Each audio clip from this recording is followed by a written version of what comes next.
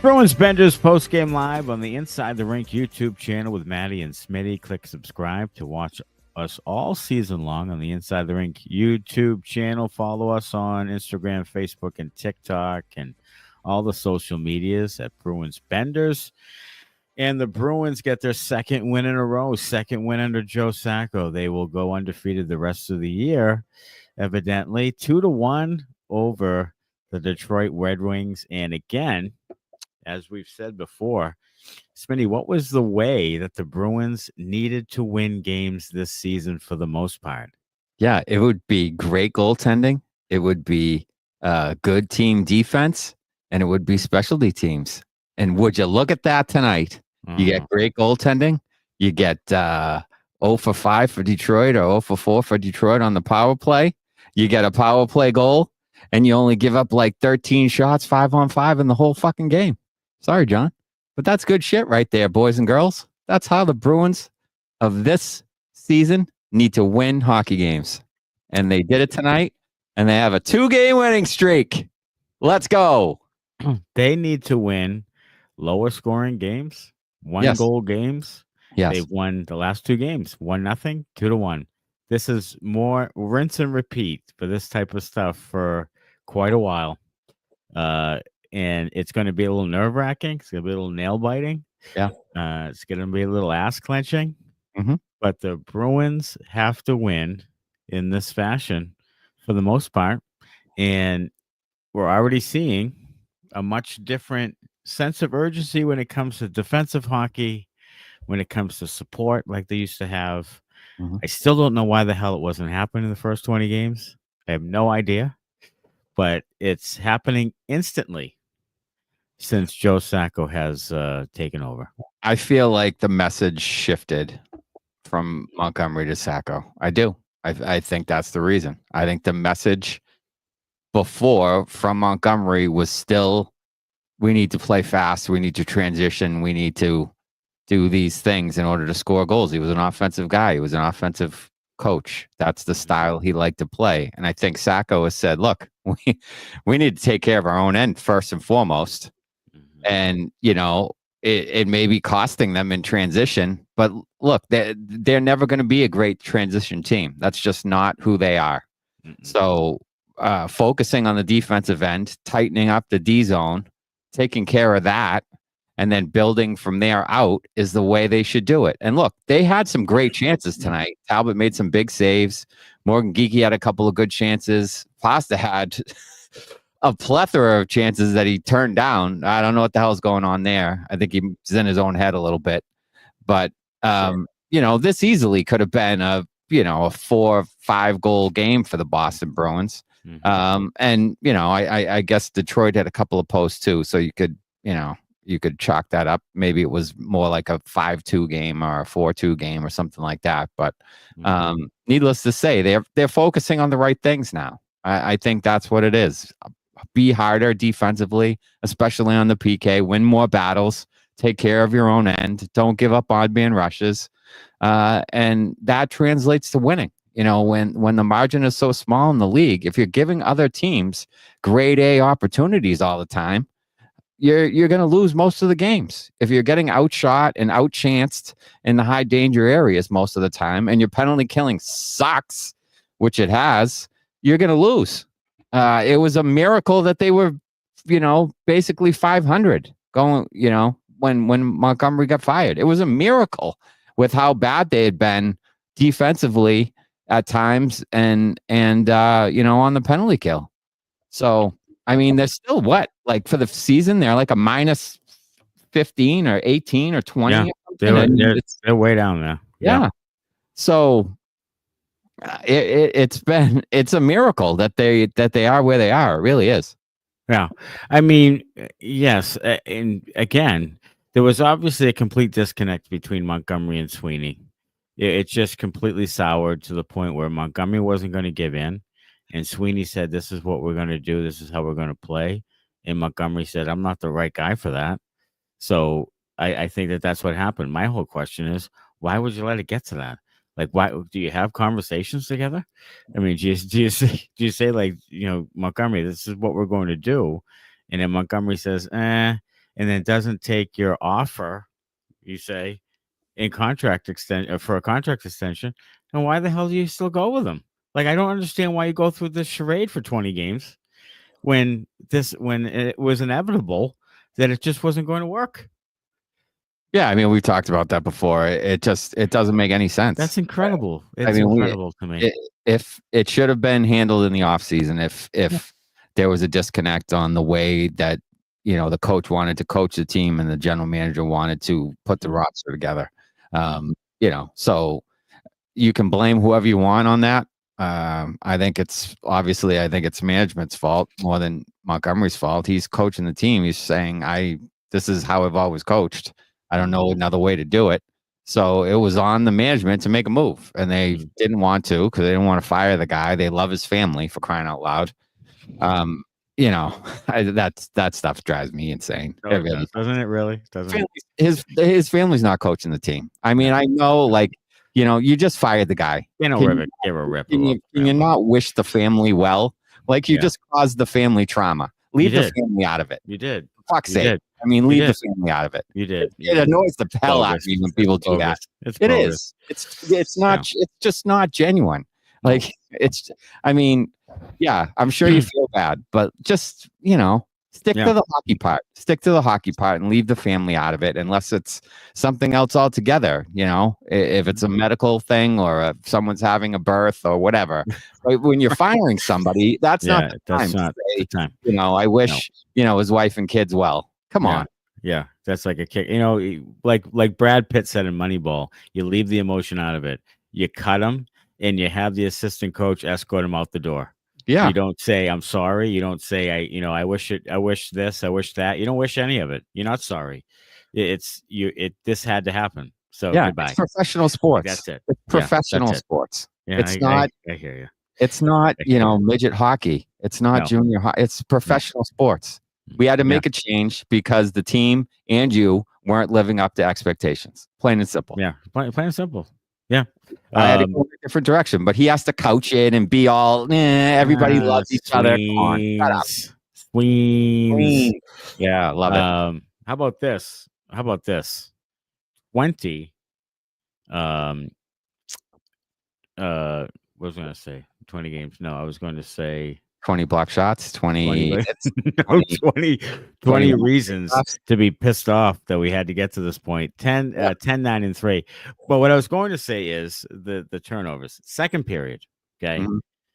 A lot of kind of sloppy play. Like, again, passes not connecting, a little bit too far, a little bit behind, turn it over in the neutral zone, and just a sloppy play, even back and forth, but particularly with the Bruins, where it just seemed like couldn't get the puck advanced, couldn't make a play, couldn't get tape to tape twice in a row. Like, it was a little bit hard to watch again in that fashion. I will say this, though, in the breakouts, it seemed like they were bringing that guy in the middle a little bit lower again and making that pass to the guy in the middle like they used to, and not trying to jam it up the boards every single time. And it was, lo and behold, that guy had some room and it was working.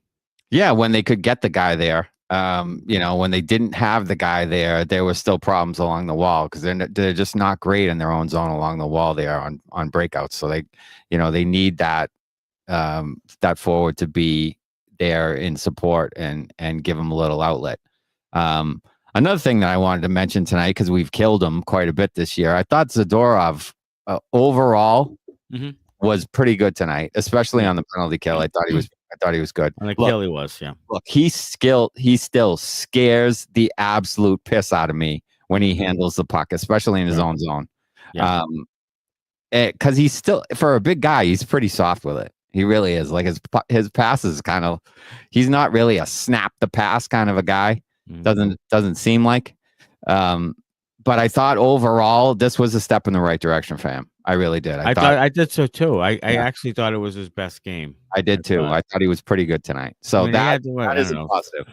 He had like three giveaways or whatever, but I didn't think they were a real killer. I don't know. Yeah. But I thought that, and especially toward the end of the game, he made a couple of plays and a clear.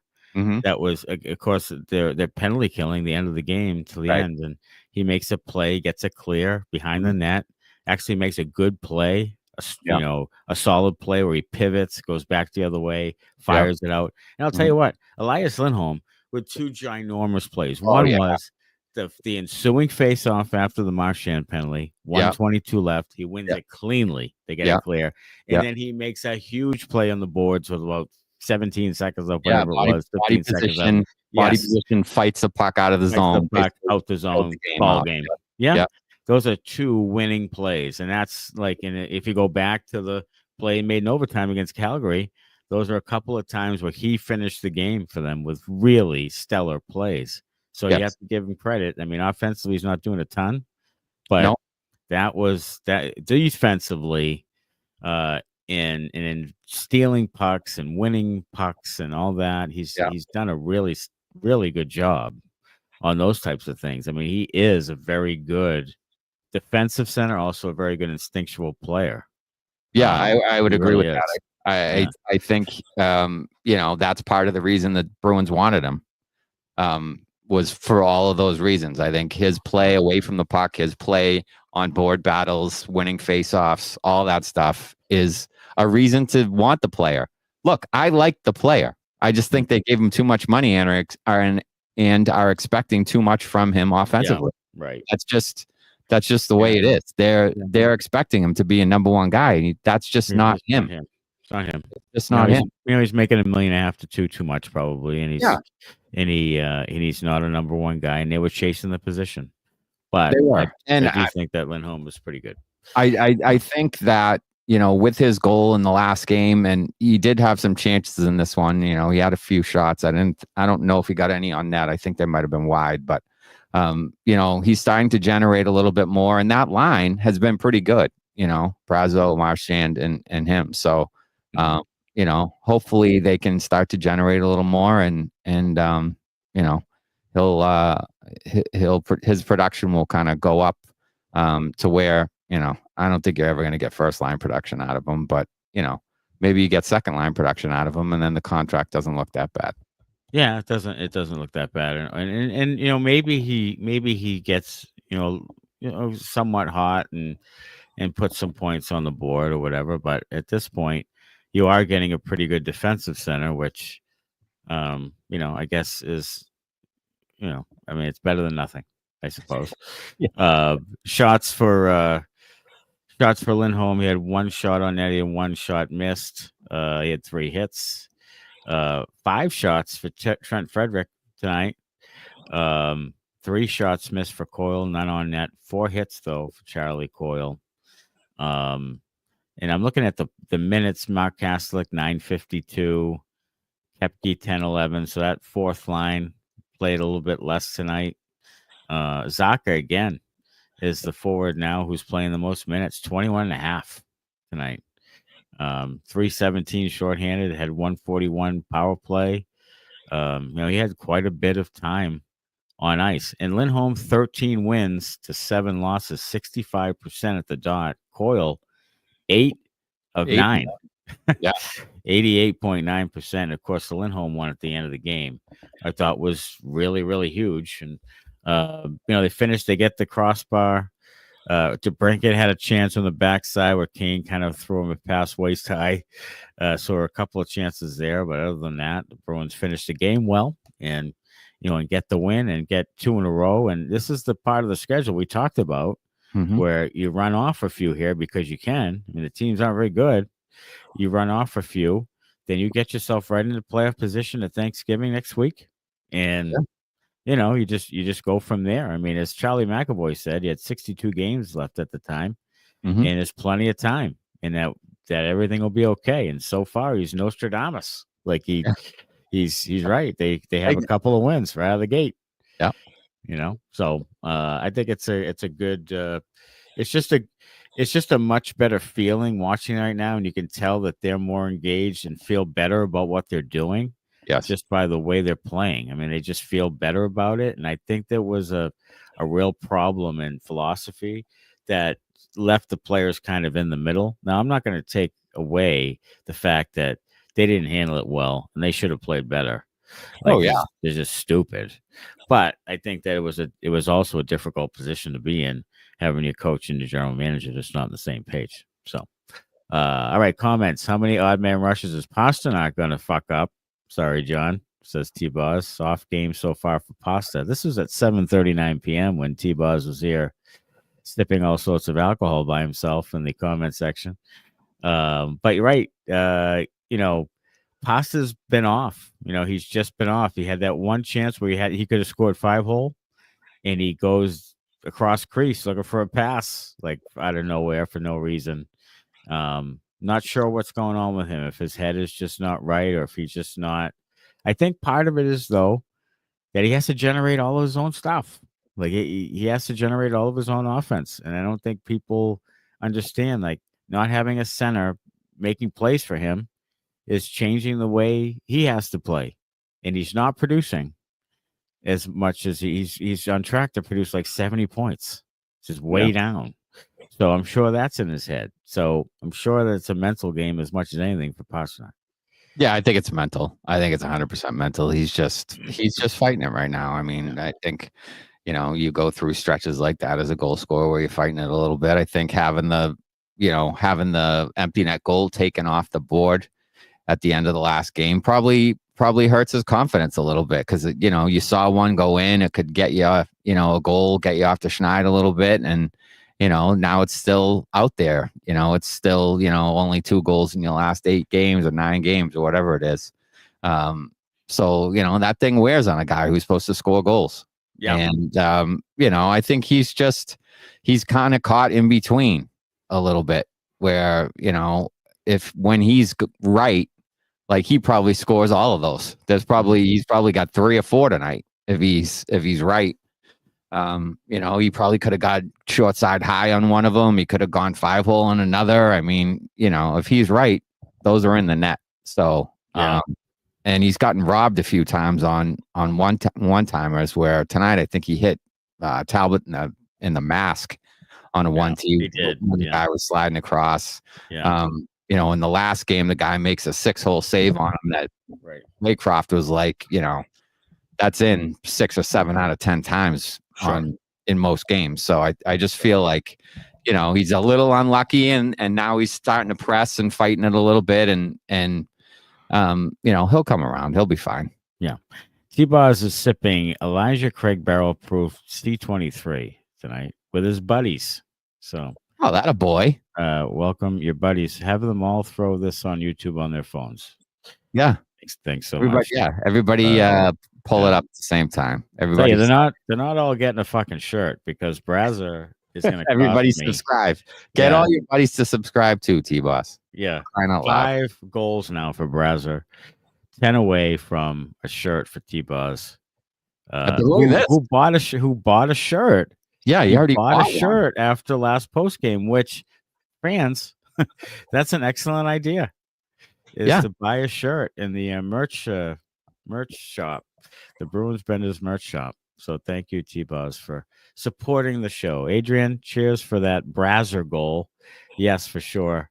If you're T-Boz, especially 20% off exclusively during the post game live. Code is sorry, John. And go to the Bruins Benders merchandise shop at InsideTheRink.com and get your Bruins merch. Zadorov, one big dumb overpaid D man. I mean, that is not on the bio, but it's probably not in the Bruins media guide. Yeah, I thought he was. I'm with you. I thought he was actually better. If he plays like that, he's fine. Yeah, is essentially is what I'm saying. Yeah, he was fine. He was fine tonight. He didn't cost them tonight. He didn't take any penalties tonight.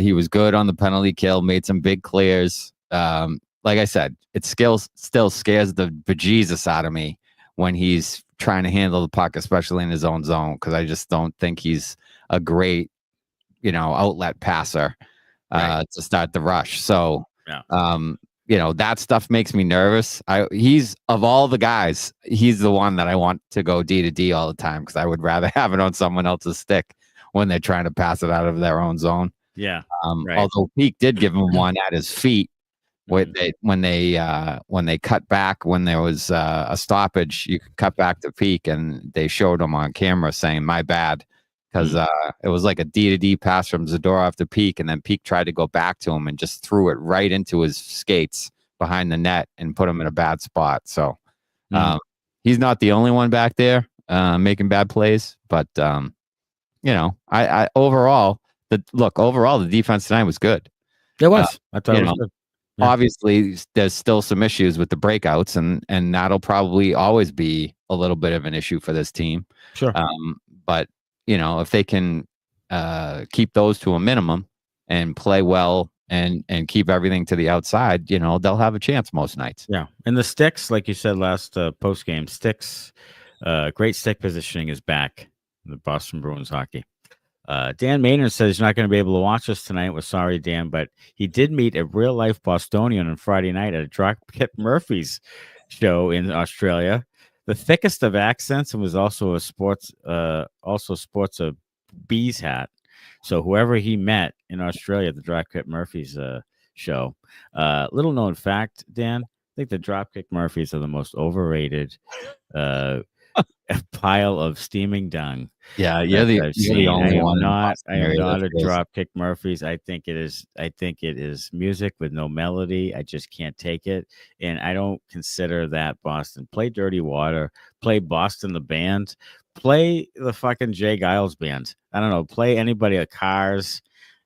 Anybody else. That's just not your scene. That's all. James Taylor, whatever. It's just not my scene. And I need music with melody. You know what I mean? Because like the Boss Tones are a similar thing, and you're not a fan of them either. I'm not a ska guy. Yeah, so that's just a personal preference. I'm not. Hey, anybody out there tonight? We'll do a quick start bench cut if you want to throw something in the comments. Yeah, tonight. We'd love to. For Sway's final save. Favorite ska bands. Matt's favorite ska bands. First of all, write 3 of them down because I don't know them.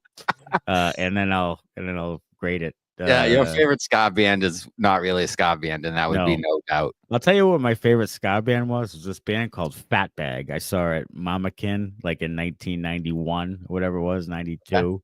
Yeah. They were really good that night. I don't know who the hell they are. I've never found them again, but that was a pretty good band back in the day at Mamakin. So, all right, there you go. Yeah, they were all right. Dan Maynard. For Sway's final save there, I could hear Smitty screaming from here in Australia. Swayman was better tonight. He was. Yeah, he's more locked in. He was good tonight. He was good. He made some really good saves when he had to.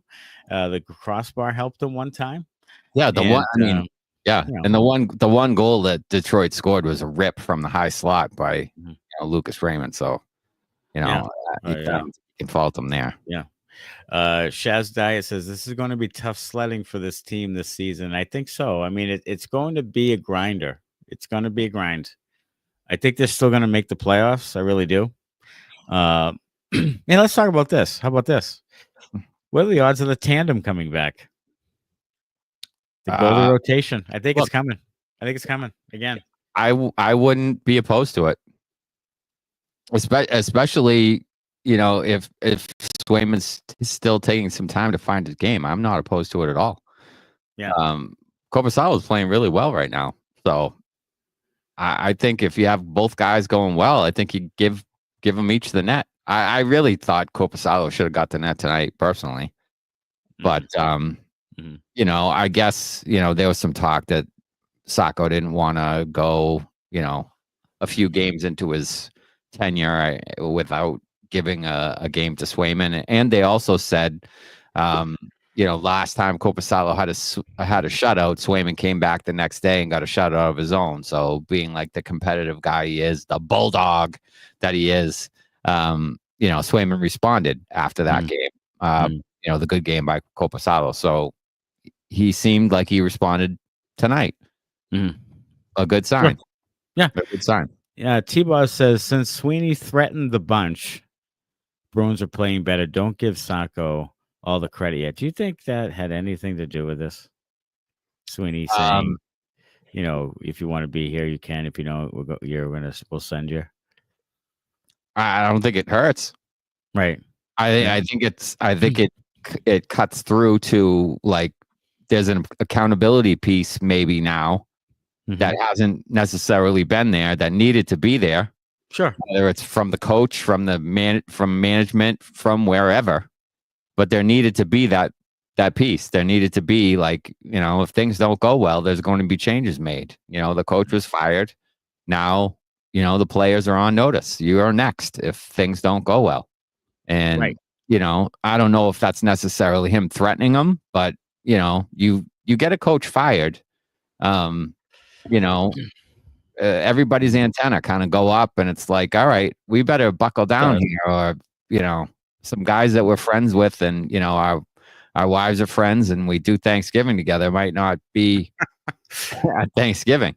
The ones that Sweens love so much. Yeah, the ones that Sweens love so much. I mean, here's the thing. If you don't respond, then it's not Montgomery's fault and it's your fault.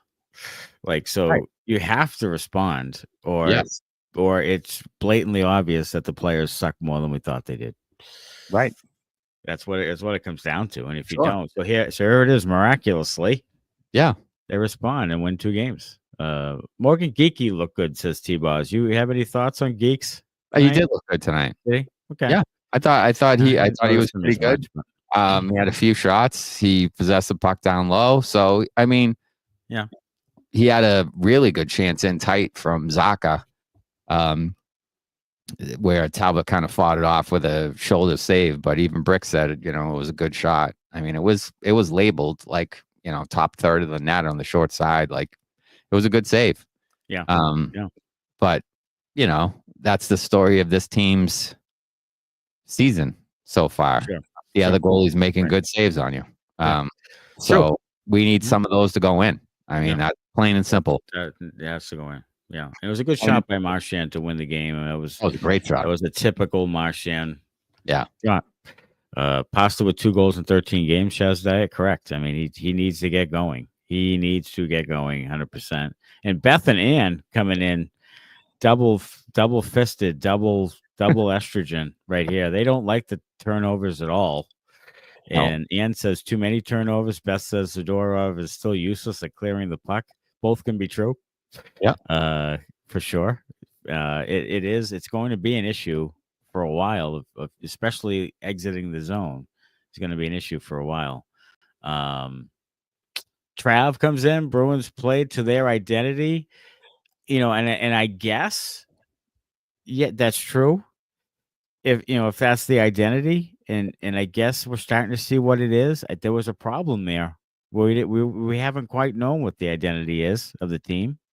So maybe this is the identity. It's good goaltending. It's from the goalie out rather than up here and back to the goaltender. It's goalie, defense, special teams, and then it's try to kick a couple in, win 2-1. Yeah, that should really be what it is.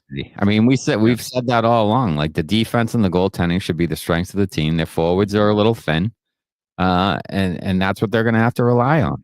The good defense and the goaltending. Yeah. And their special teams, have previously been really good. Their penalty killing's been really good. Hopefully this 2-game stretch shows kind of more what they are as far as the penalty killing goes. Yeah. And you hope their power play can just get back to the middle. Don't be one of the worst units in the league.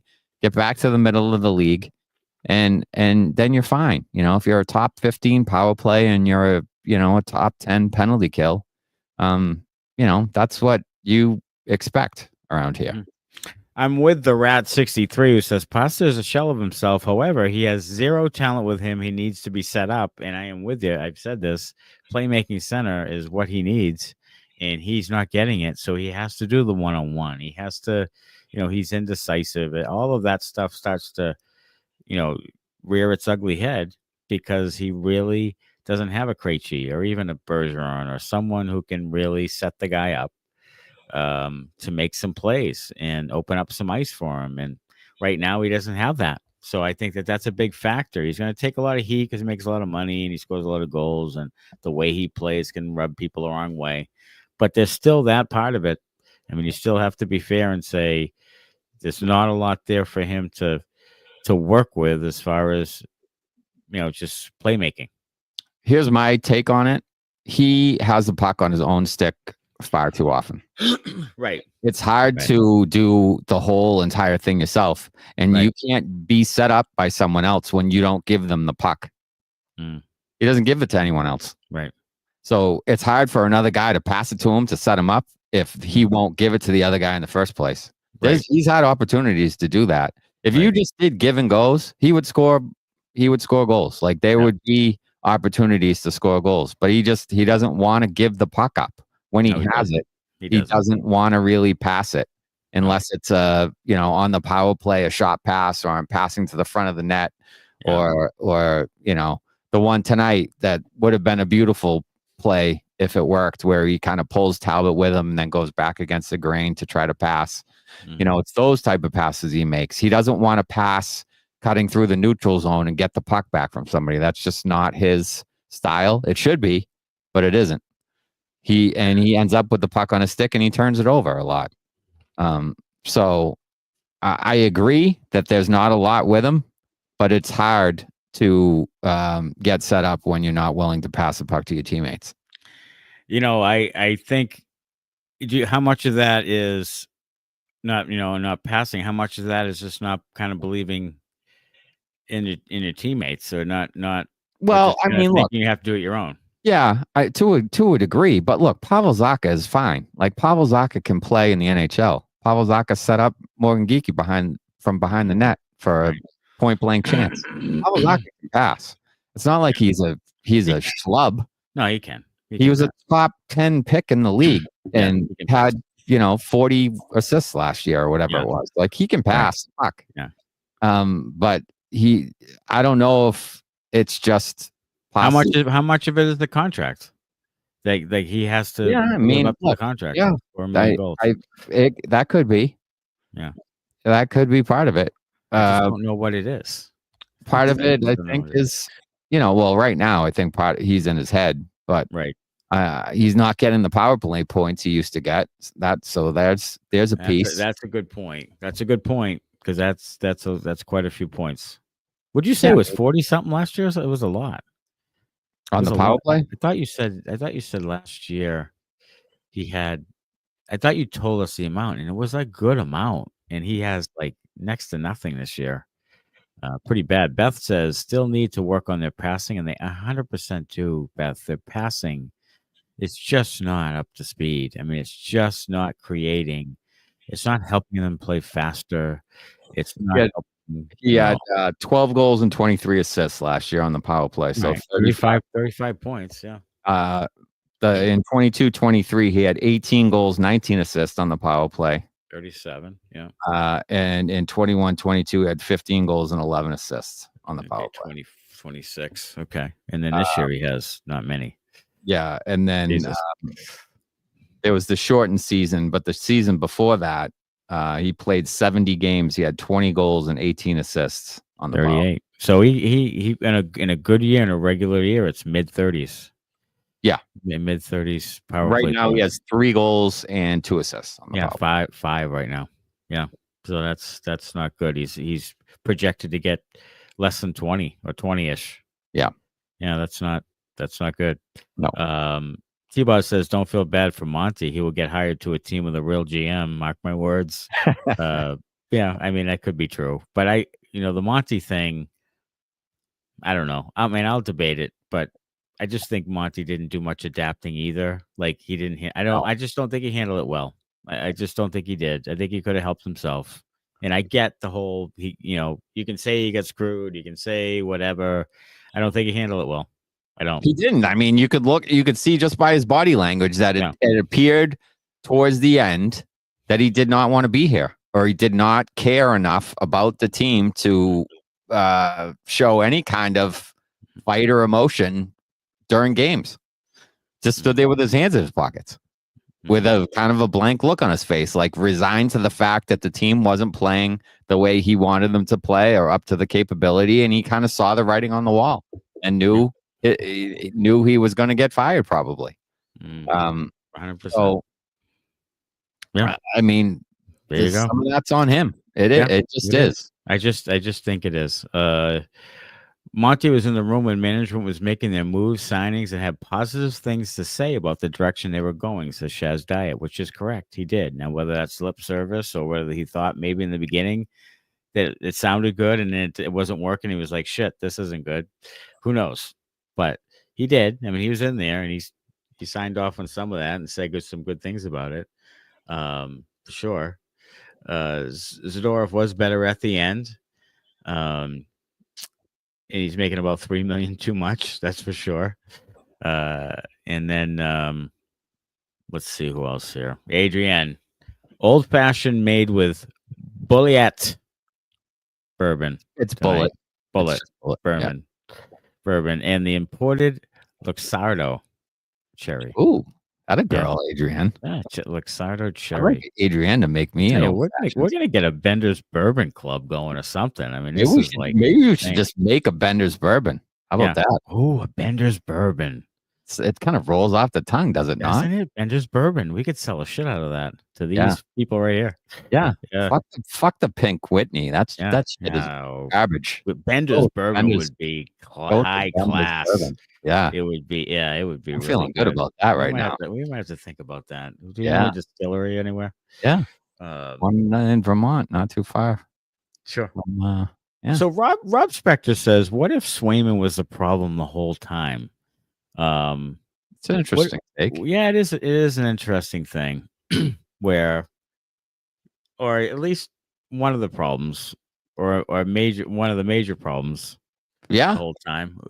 Maybe an anonymous player told Ty Anderson that the rumors about teammates not liking him was ludicrous, ridiculous. Right. Tonight they did. McAvoy and Zadorov really gave him a huge hug at the end of the game. Like maybe there was some problems there, and the team finally had like a meeting to him. It was like, hey, let's what's done is done. We got to get it better. You know what I mean? Might have had a clear the air type of thing. They might have. Everybody throw their cards on the table. Let's act like grown men and squash this and figure it out and move on. Right. And maybe that's the case. And if they did, more power to them. And that would actually show that the dressing room and the culture there might be okay, might be better than we think. But we'll see. We'll see. Yeah, we'll I mean, because they went through a rough patch, like a really rough patch. McAvoy said it in his comments. We lost it for a bit.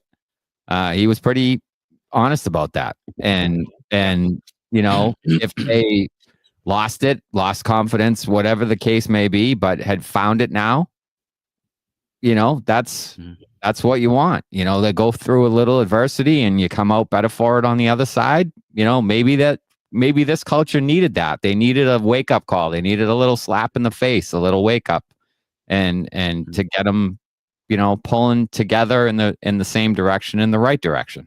Yeah, sure. But we'll see. We'll see if it continues. Yeah. The Rat 63 agrees with me. He's born and raised in Dorchester, and he says drop kicks terrible. Thank you. Absolutely. That's from Dorchester, Massachusetts. I mean, that's from the heart of America. Oh yeah, that's you know what I mean. Yeah, Dot Ave, right in there. That's Dot Ave. Yeah, that's Dot Ave. That's what's that road there? That Blue Hill Avenue. Blue Hill Ave. Everybody drive it all the time on my way into Chelsea. Yeah.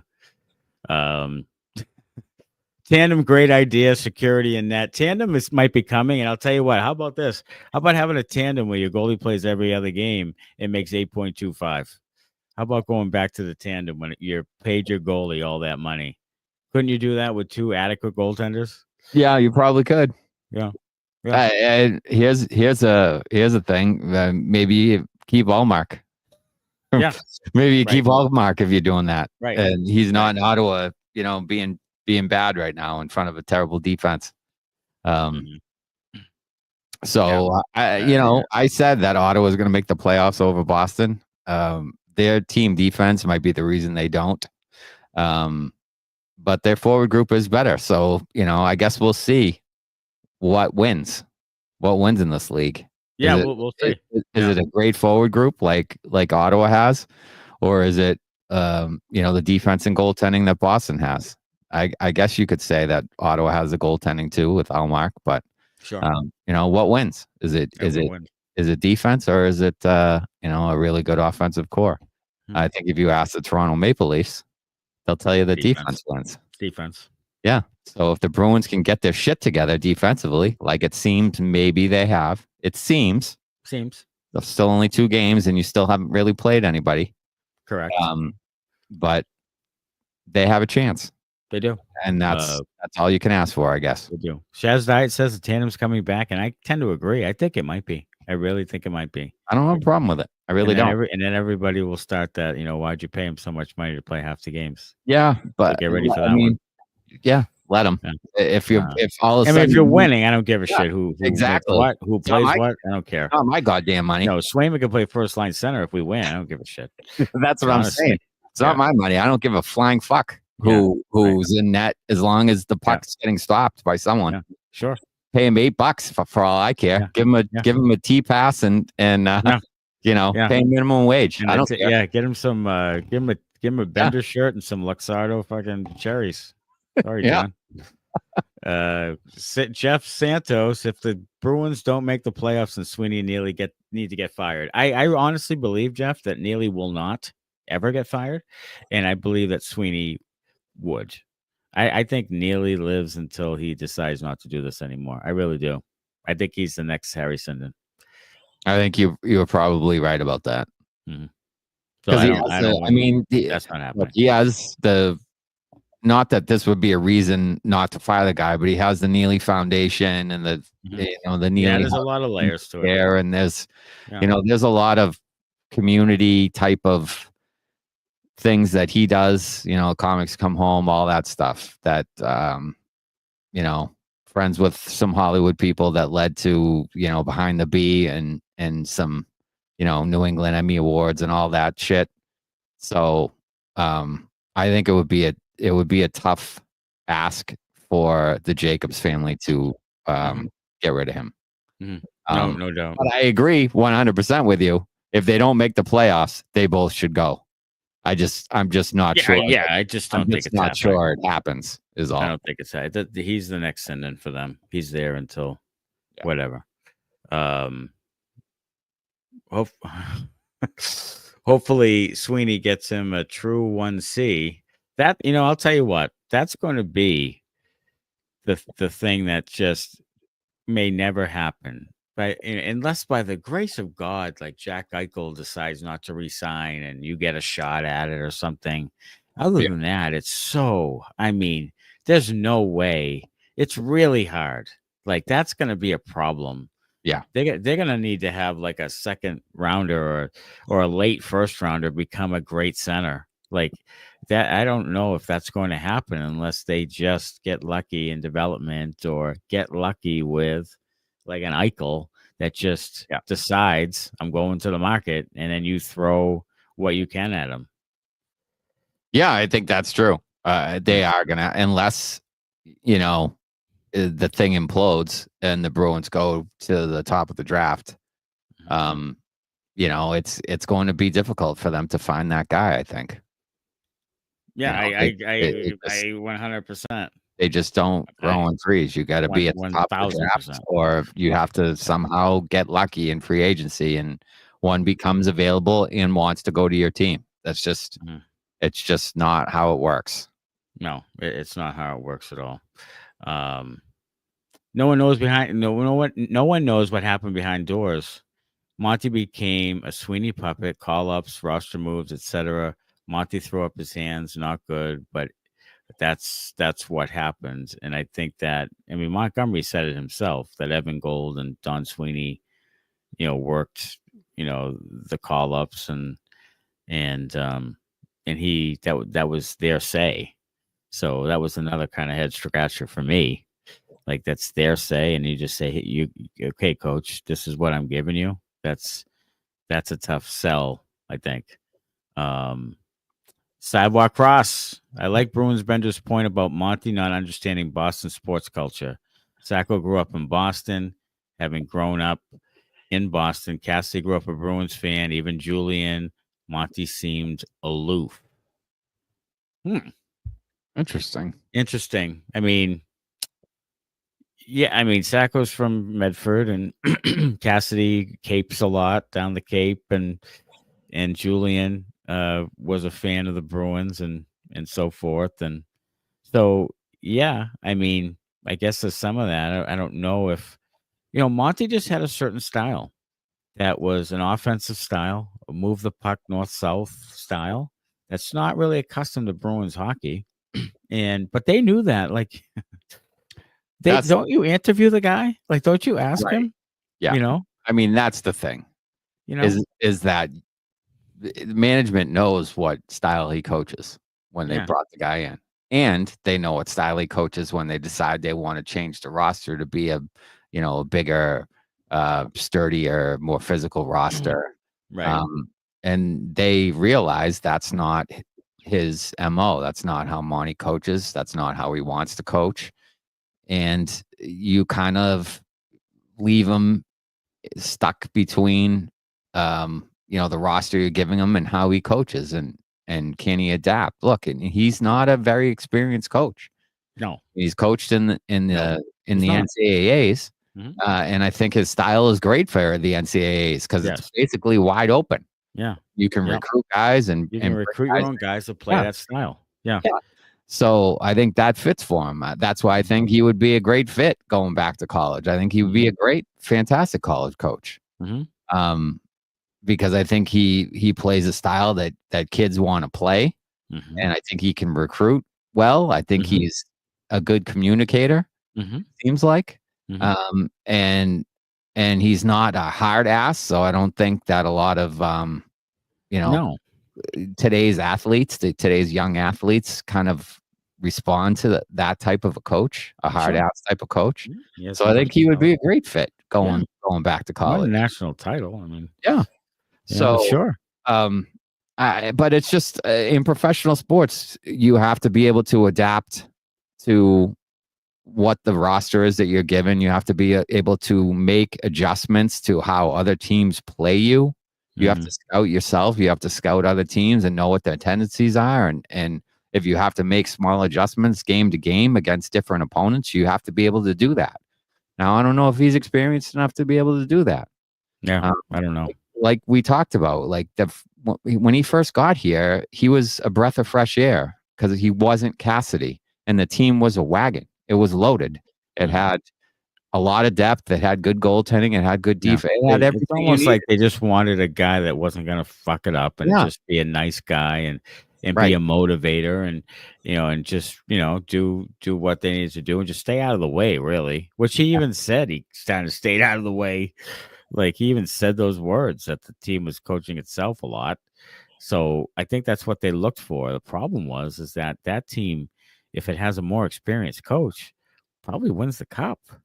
That's the problem. Yeah, I mean, they said that he stayed out of the way until he didn't, and then he kind of inserted himself in there when he decides to make the plays to put Bergeron back in, or let Bergeron come back in. But who knows? I mean, maybe, we talk about Sweeney and Gold making decisions on call-ups and stuff like that. Like, are they saying to him, look, Bergeron's got to go back in. He's your captain. He's got to play. Maybe. I wouldn't put it past them. I wouldn't either. Honestly. So, maybe that's not even on him. Sure. Maybe that's not even on him. So maybe that's the unwritten rule. Like, Bergeron says he's ready, he plays. Yeah, maybe. And so maybe he did get, a little bit of a raw deal, but at the same time, towards the end, it was clear that he was ready to go and the team needed to make a change. Yeah, for sure. Shaz Dye says, keep your eye out on Jonathan Morello or Chris Pelosi. They may surprise people. Morello's going to BU next season. Pelosi is at Quinnipiac. I've heard good things about Pelosi. And Morello, for that matter. He's got speed. He's 6'3". Pelosi is a kind of a bigger kid who gets to the net and has done some nice things at different levels. So, but those are down the draft guys, and it doesn't just because they look pretty good right now doesn't necessarily mean they won't be bottom 6 guys. And maybe, you know what I mean? Yeah. Like it doesn't mean that they're going to be top 6 No. type guys, which is what they need. Like, great. I hope Jonathan Morello and Chris Pelosi make the NHL someday. It'd be great. But in what role? Like, Yeah, they need. how? Yeah, they need to kind of. They need to kind of strike, catch lightning in a bottle with one of those guys. They need a guy who's like all of a sudden is like a Brandon Point, who they get, in a later round and turns into just an absolute stud. And maybe they will. I hope to hell they do, because that's what they're going to need to kind of turn this around. Unless you get that play out of Patra or Lysell if they are ever given a chance again.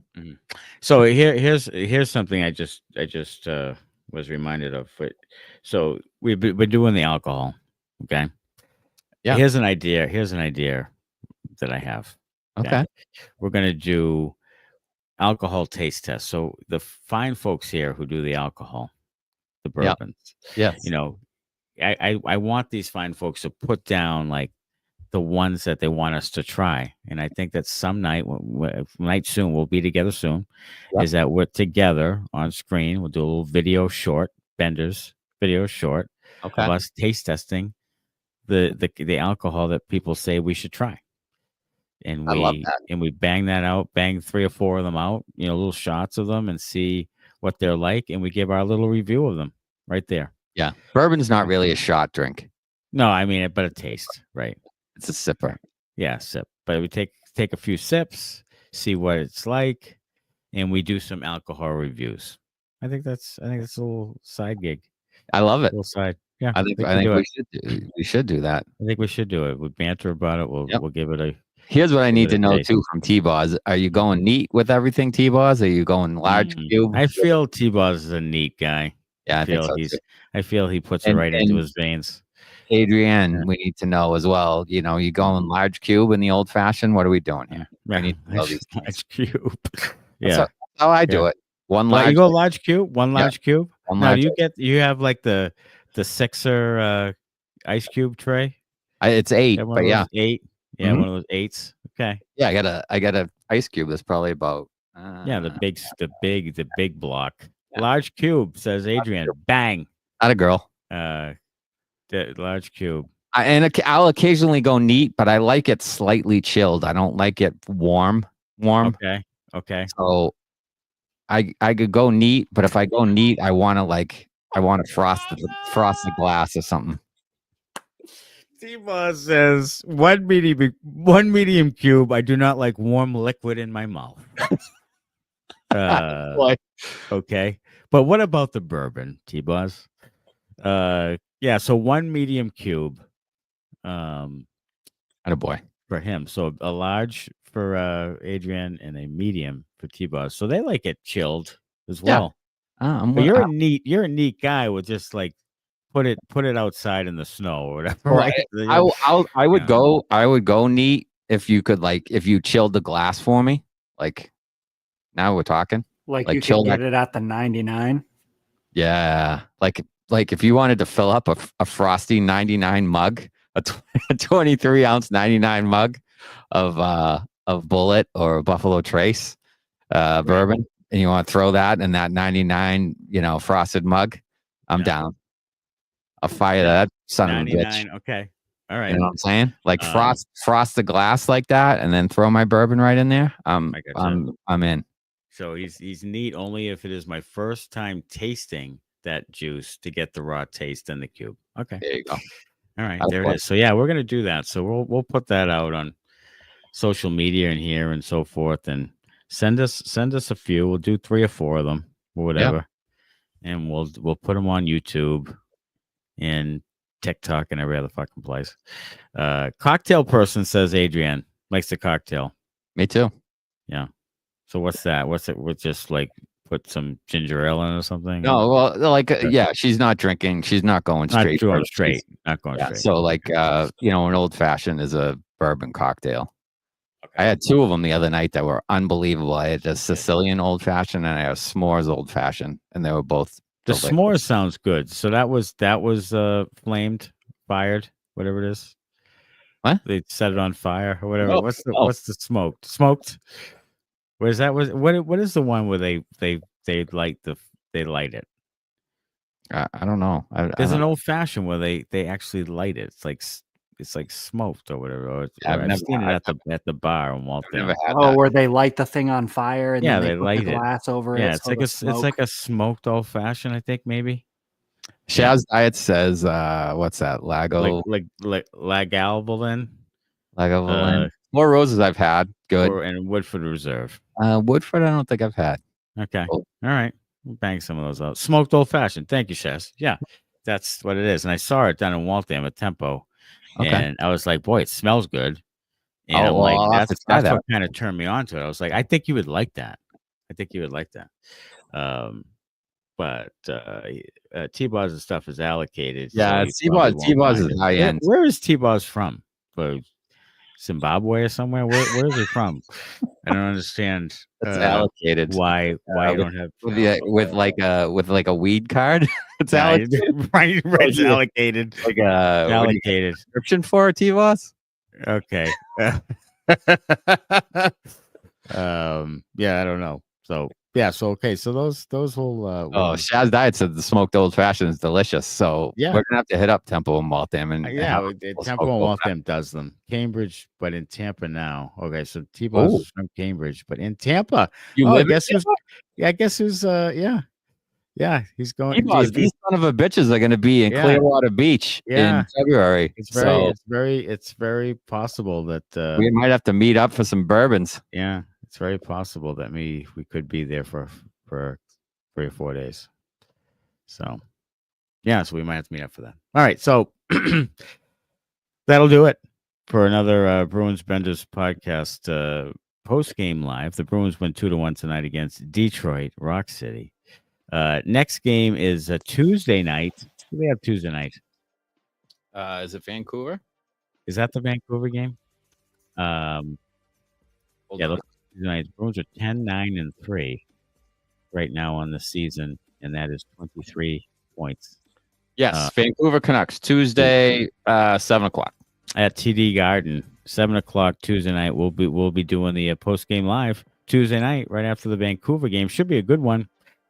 Thanks everyone for joining us again. Always great to have the chat going, and we'll see everybody again on Tuesday. Until then, as always, go Bruins. Thanks a lot. Bye-bye.